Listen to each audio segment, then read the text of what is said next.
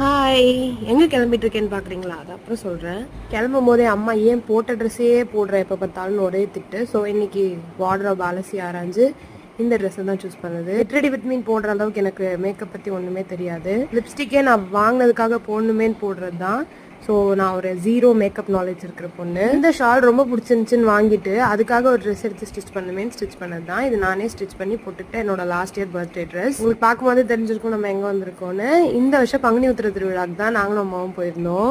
1 year ஃபுல்லாக நான் இந்த நாளுக்காக வெயிட் பண்ணுவேன். அவ்வளோ ஜாலியாக இருக்கும் ஃபேமிலியோட திருவிழாக்கு போகும்போது. இந்த வருஷம் சோகம் என்னன்னா, நானும் அம்மாவும் வீட்டில் இருந்தோம், என் 2 தம்பியும் வீட்டில் இல்லை. ஸோ நானும் அம்மா மட்டும்தான் திருவிழாக்கு போனோம். லாஸ்ட் 2 இயர்ஸுமே ரைடெல்லாம் எதுவும் போடலை. ஆனால் இந்த இயர் போட்டாங்க. இந்த இயர்னு பார்த்து என் தம்பிங்க வரல. ஸோ தனியாக என்னால் எங்கேயுமே போக முடியல. ஸோ கொஞ்சம் டிசப்பாயின்மெண்ட் தான்.